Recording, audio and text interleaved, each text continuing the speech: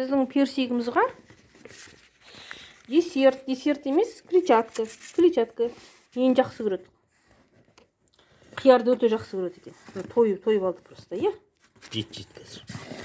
Кішкене қияр берсең, қиярды өте жақсы көреді. Потом алманы қатты жақсы көреді екен. Капустаны жақсы көреді, морковты жақсы көреді, бірақ бітті жейді. Самый қиярды қатты жақсы көреді. Тойып алған.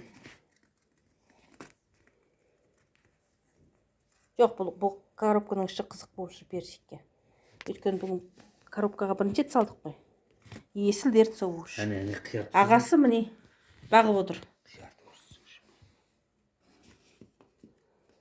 Қиярды көрсің. Не қияр?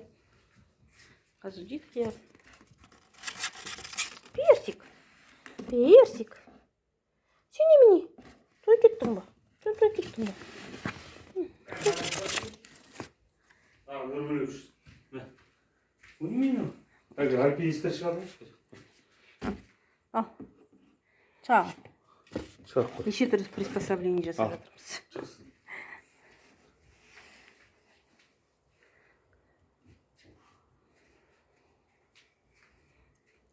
Мысығымыз аң-таң болып қарап отырады. Болды.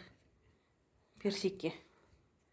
Күні бойы бұл ұйықтаған кезде бұны шығара алмай есі шығады. Былай кеп түртпөктейді, былай кеп түртпөктейді. Бұл ұйықтап жата береді.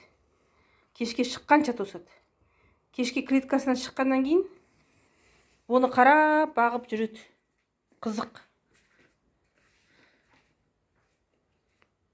Екеуін қатар қойсаң, мына персигіміз мысықты қорықпайды, мысықтың ішіне кіріп кетеді даже. Басына шығып, құйрығының астына кіріп кетеді. Ана өзі сескеніп қашады, мысықтың өзі.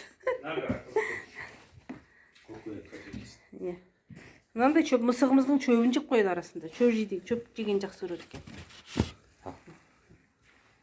Кәдімгі шөп. Бұл тойып жүр. Бұл ona коробкаға есі шығып жүр, сонымен танысып жүр. Мына шөпті қиын жақсы жейді екен.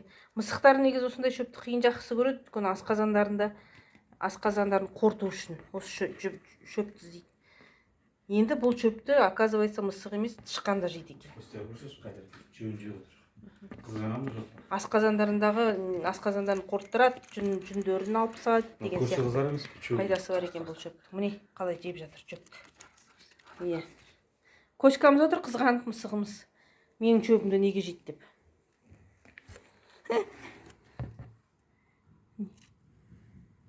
Қолын қарасаңыздар, тура адамның бес саусағы. Ой Алла.